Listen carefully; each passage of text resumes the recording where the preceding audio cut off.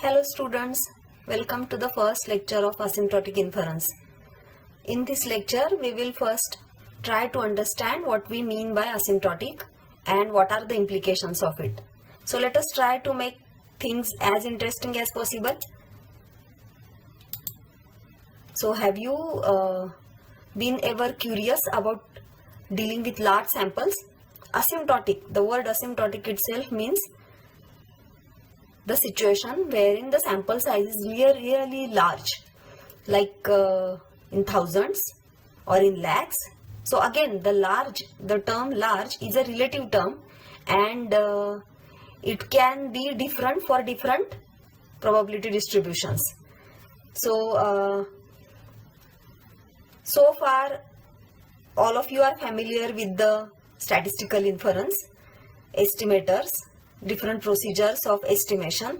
So have you ever felt whether the estimator will be working the way it is if we have really large samples? Have you ever thought about what will happen to your favorite estimators if you have a really large sample? For example, while dealing with the samples from normal population, you always choose sample mean for estimating the population mean. What will happen to it if the sample size is, say, 10 raised to 6? So suppose you are dealing with such normal distribution. So usually normal mu sigma square, say mu is the mean and sigma square is the variance. Then you know the usual estimator, x bar means the sample mean is the estimator of mu, most used estimator. It is a maximum likelihood estimator also. So you have studied all the properties, like it's a moment estimator also. So what will happen if the sample size is increased? So suppose you had earlier were dealing with the sample of size, say 50. So now if the sample size is, say, 1000 or even more, then what will happen to this estimator?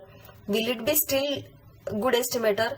But will the properties of the estimator change drastically if we increase the sample size? So this is the point of discussion for this lecture.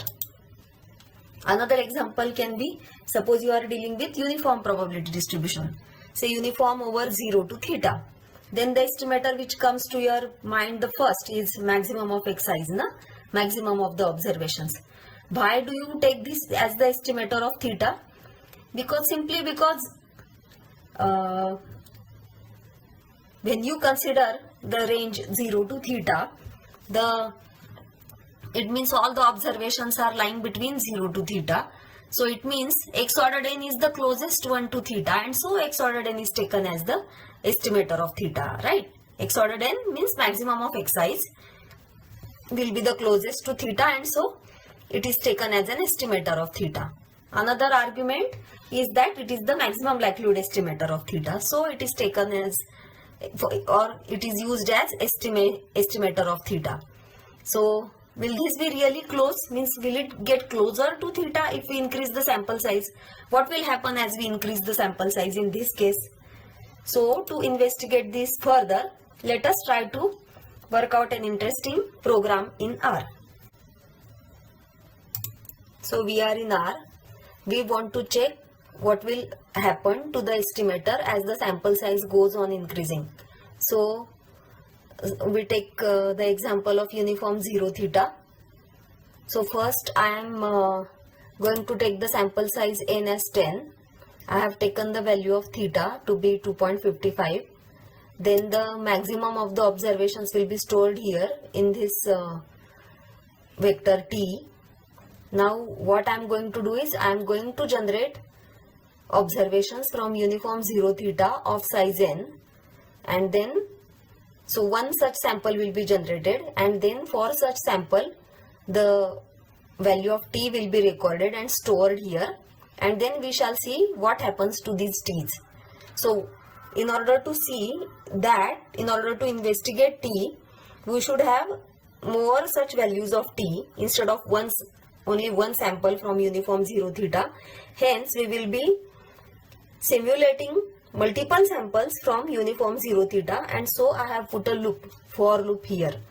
So this par MF rho equal to combine 2 to, what this does is it creates 4 spaces, means it splits the plotting space into 4 sections.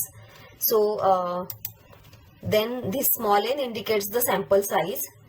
So I have taken the sample size as 10. This theta indicates the true parameter value. Let us go on putting comment here. A comment can be put by using this hashtag sign. So theta is the true parameter value.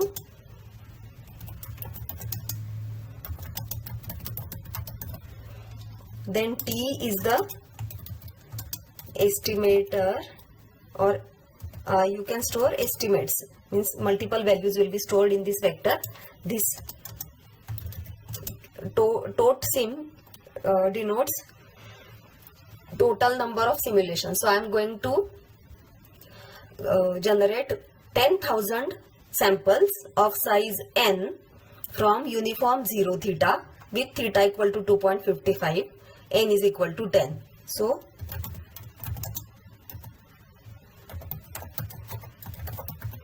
okay, so here the running variable to count the simulations, I have used the variable as sim. So for sim in 1 to tot sim, means this is the usual way to use the for loop in R. So now one more interesting thing we are doing here is we are using the generator at particular point. We are setting the generator at particular point, that is we are initializing the generator here at sim. So set.sid, I think most of you may be familiar with this command.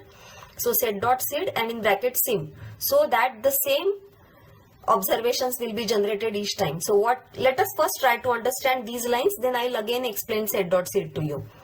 So in the vector x, I'll be storing the values generated from uniform distribution. So x is equal to r unif n 0 theta. So what it does is, this r unif is nothing but it generates random, r for random, unif for uniform probability distribution. So the r unif generates n sample values from uniform distribution with minimum is equal to 0 and maximum is equal to theta. So n values will be generated here and will be stored in the vector x. Now in the vector t, the simth value of the vector t will be the maximum of these observations. Now these observations you need not store anywhere because you don't need them later. So we will be overwriting them every time the loop, the value of the sim changes. So for example, for sim equal to 1, this x will be generated here. Then for sim equal to 2, again whatever values are generated, those will be stored in the same x. So we will go on overwriting in this x. So now what happens because of this set.sid, let me explain. So when you say right now we are running this code, we are going to we have set the value of sample size at 10. Now suppose you change it from 10 to say 30. So the set.sid command, the initial point will be the same. So when you say, suppose you have generated set.sid 1, suppose you consider the first simulation set.sid 1. So the first 10 values in set.sid 1 will be same, whether the sample size is 10 or 20 or 30. So suppose you have a sample of size 10 with the set.sid 1, means that is the first simulation, that is the first sample generated here. So the first 10 values there will be the same. So for sample size is equal to 10 and sample size is equal to say 20. So what will happen is the first 10 values will remain same in both the samples, and then in the sample of size 20 another 10 values will be there. So I'll try to demonstrate this while running the code. So let us one by one consider all the points here. So then this t node is not needed here, so let us remove this. So now this histogram command will be used to get the histogram of these estimators, and then this is something which I'll explain only when we are done with this. Okay, so let us run this code one line by line. So first let us split the graphing space, plotting space. Now take the sample size 10, assign the value of theta equal to 2.55, Then take the value of t, initialize this t like this, not initialize, we have generated here.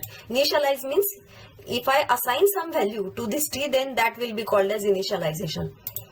The total number of simulations are 10,000. Now let us run the program. Let us run the loop.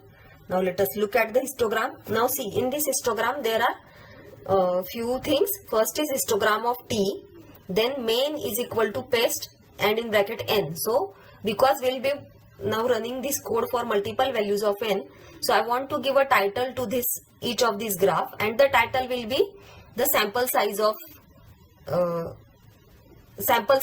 for which this t was computed. So the sample size will appear as a title of this graph.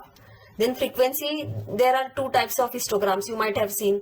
One where the count is there and the other one where the count is not there. So the other type means the density will appear on the y-axis instead of frequency. And the limit, just to give you an idea about how the graph changes as you increase the value of n, I have fixed the limits of the x-axis to 1 to 3. So how did I decide this 1 and 3? So because theta is 2.55, na, so 2.55 will be never crossed. You won't have observations beyond 2.55. So just as a round figure, I have taken the upper limit as 3 and the lower limit I have chosen as 1, but you can take it to be 0 also. So let us now try to plot this. So see, this is how you can try to increase the space here. So you can see this is the first graph. So see this, the spread of the distribution. So maybe minimum observation is somewhere here, maybe 1.6 and 2.55, somewhat closer to 2.55 you have. So now this was for sample size 10. Let us try to understand the notion of set.seed. So let us take n is 10 here. So let us see what happens in the first simulation. So let us take sim is equal to 1, then set.seed sim, then x. So look at the values of x. So do you realize? See, 0.67, 0.94 and so on. These values are generated. Now, as long as set.seed is 1, same values will be generated. Doesn't matter where you are or at what point of time you are or at which line in the code you are. As long as the seed is set, means set.seed is 1, this will not affect. Means the same numbers will be generated. It's not like, see, for example, now this set.seed sim, I have used it here already. Now, if I say y is equal to r unit 10 0 theta. So see, now this set.seed 1 is used for x already, na? So now I am generating y, so the set.seed command once used it is gone. So x is generated. Now see, y values and x values will be different. See, they are different. But see, if I say set.seed sim is 1, na? So set.seed sim means set.seed 1, and now if I use the command y, see here, now if I use this, I'll get the same values. See, same values of y I have got. So this is one advantage of the set.seed command, that every time you run the code, you are not dealing with different samples. Every time you run the code, you are not going to get different results. Instead, you will get the same results, so that it will be easier to verify the results. So it will be possible to compare results generated by two different people who are working or who are generating simulations. So I hope you have understood it. So see, for example, if I change now set.seed 1, now if I increase y sample size, say 20, see what happens. So see, the first 10 observations, they are same as that of x. If you can see, I don't know whether, now you can see this very clearly. See here, 0.67 and the 10th observation is 0.15 na, 0.1575550. See here. And then the 11th observation. So it's like first 10 observations remain same and additional 10 observations are obtained. So this is what ideally should be considered when you study large sample properties of estimators. Assuming that the initial values were, means the sample size went on increasing, no? So earlier you had a sample of size 10, then additional 10 values were provided to you, and then you got, that is how you got the sample of size 20. So this is how the large sample properties needs to be investigated. So now I hope you have understood the function set.seed. So now let us try to rerun this code by taking sample size, say 50.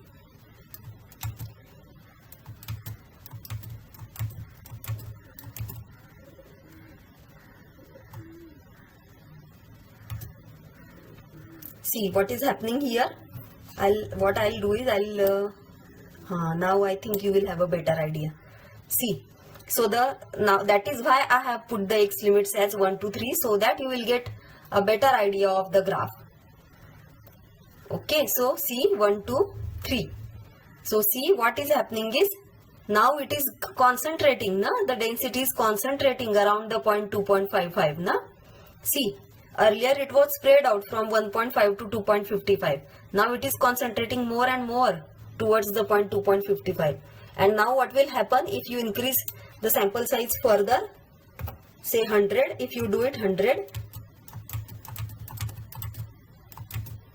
see, so close. And if you make it 500, see, it's like you are dealing with a degenerate distribution, isn't it? It's like you are not having a random distribution. It's like you are having a degenerate. All values are almost equal to 2.55, na? Or a point closer to 2.55. So see what happens. As you go on increasing sample size, this is how the histogram changes.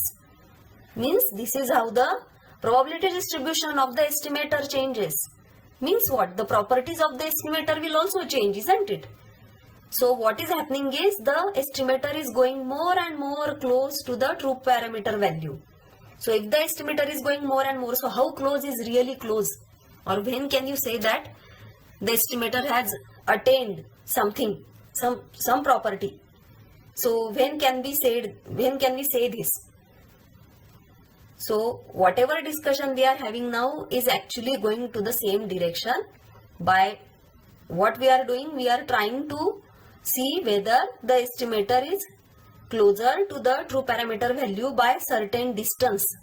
So suppose this distance I am denoting by the point epsilon. Then is the distance between the estimator and the true parameter value is less than epsilon. If the distance is less than epsilon, then the estimator is really good. So actually, if this happens with probability closer to 1, probability approaching to 1, then such an estimator is said to be a consistent estimator. So all this discussion, the purpose of the discussion was to discuss, the purpose of the discussion was to introduce consistent estimators. So let us try to see what happens to this probability. What happens to the estimator as you increase the sample size? Histogram wise you have seen. Now to measure the distance, we will see how close the estimator is to the true parameter value. So we will consider absolute difference between t and theta. Now I have initiated, or I have generated a quantity EPS, means epsilon, and I have set it to be equal to 0.05. So I am considering the absolute difference between t minus theta, and I am checking whether it is less than epsilon. So which of absolute of t minus theta less than epsilon will give me all the values in t for which this is true, and for how many values this happens, that will give me exactly the number of times the absolute difference between t minus theta is less than epsilon. Now t in all has 10,000 values, means total sim values. So the ratio means the division, this division will give me the proportion of the times that the absolute difference between t and theta was less than epsilon. So this is nothing but estimate of coverage probability of that estimator for the true parameter value. This probability is nothing but coverage probability. We will talk about this in this lecture only, but let us try to find it out first for the sample size 10 then. So see, now because the set.seed command is there, so the graphs will not change. See, the graph remained exactly same. So because same samples were generated. So see, the probability is less now. This probability is nothing but, see, I'll first run this command. So I think you will have this much portion, so you will have some idea. So see, out of 10,000 observations, exactly 1761 values in T had this property satisfied. Means exactly 1761 times the absolute difference between T and true parameter value was less than epsilon. And epsilon is not too small. See, it is 0.05. So, okay, considerable. So, see, this is the case.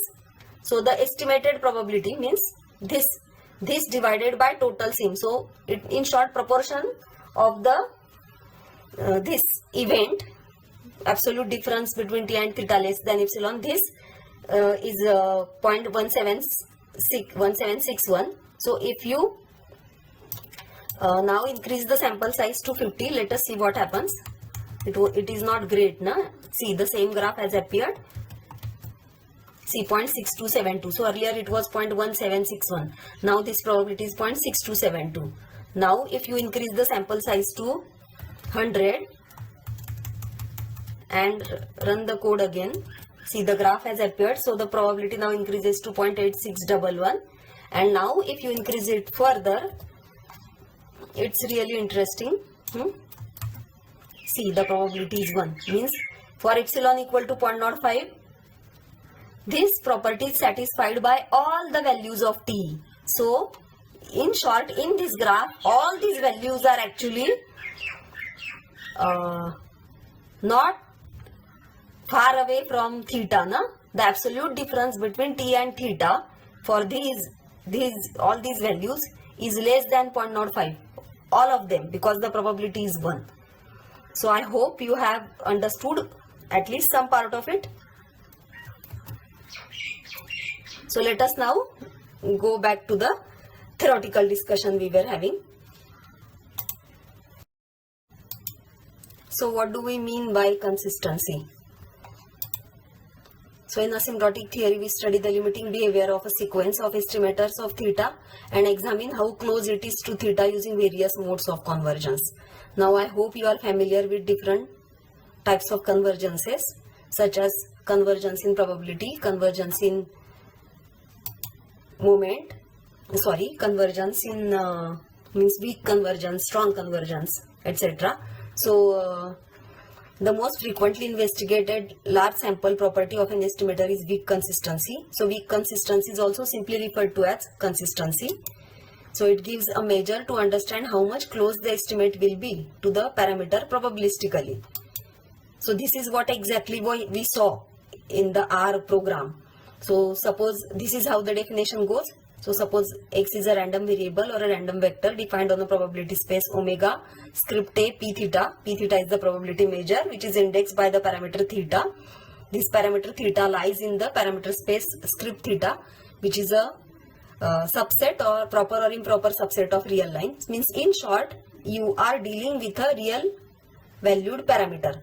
So suppose now this x is a random sample from the distribution, this distribution of x, and Tn is an estimator of theta. So just like we did earlier, this Tn is could be a maximum such as in case of uniform 0 theta. So now here goes the definition of consistent estimator.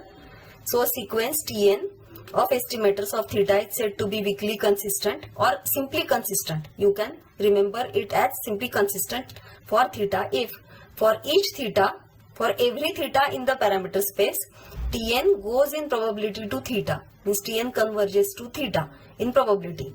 So what is the meaning of this? So it means that for a given value of epsilon greater than 0 and delta in the interval 0 to 1, there exists a number, a sample size n naught, epsilon. This n naught may depend on epsilon, delta and theta such that the probability that the absolute difference between Tn and theta is greater than epsilon is less than delta, or in short, probability that Tn, the absolute difference between Tn and theta is less than epsilon is greater than or equal to 1 minus delta. So for example, we took epsilon equal to 0.05 in the R program, and delta we had not specified, but we had taken delta to be almost closer to 0. So we got the probability equal to 1. Na? So delta is anywhere between 0 to 1.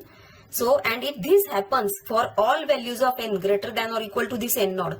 So now what was this n naught? So in the program which we ran earlier, the R program, we saw that when we took n naught is equal to, sample size is equal to 10, we got the probability equal to 0.17 only, 17%. So it will mean that delta is equal to 0.83 or something like that. So it will be really large, na? Means this probability is not enough, na? Tn goes in probability to theta, means this probability should be closer to 1. This probability should be closer to 1. So if this probability means if this delta is large, this probability won't be closer to 1. So when we go on increasing the sample size, we saw that when we took the sample size equal to 100, we got 0.86. Na? The probability was around 0.86. Means this was happening, but for a considerable value of delta. Had we tried running that program for n equal to say 200 or 300, we might have got the value. Means we can fix the delta and we can identify this n. This also we shall work out in another section. So see, this is what we mean by consistency. So in the earlier case, uniform 0 theta case, the maximum of the observations happens to be a consistent estimator of theta.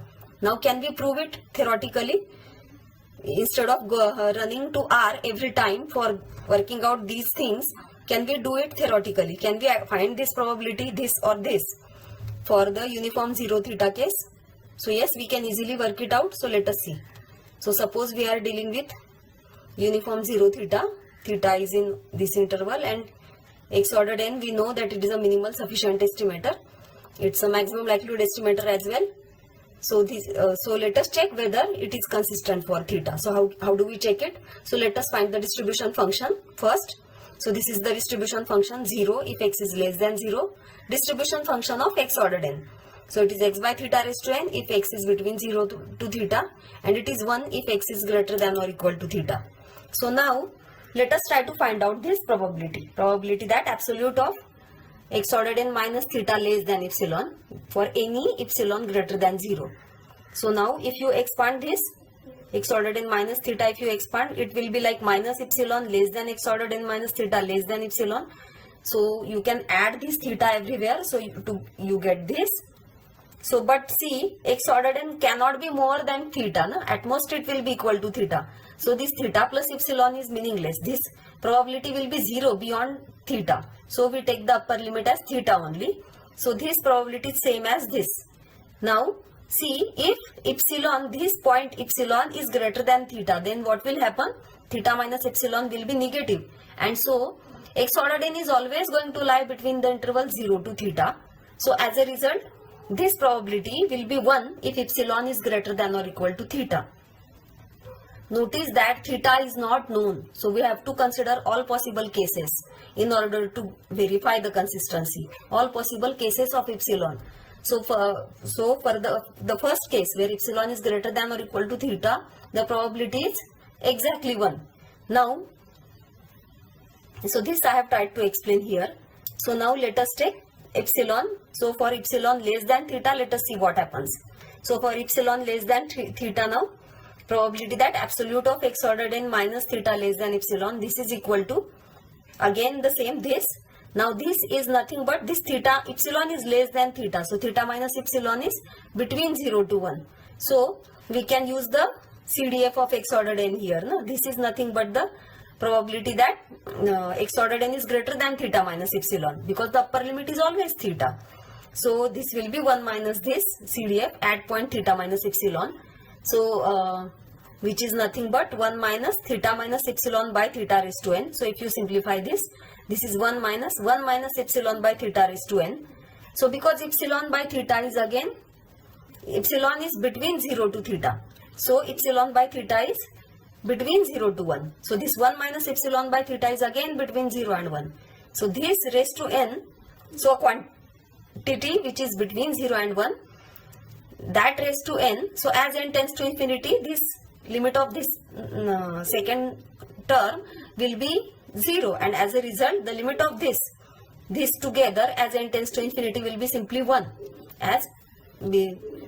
And so we can safely say that x ordered n is consistent for theta.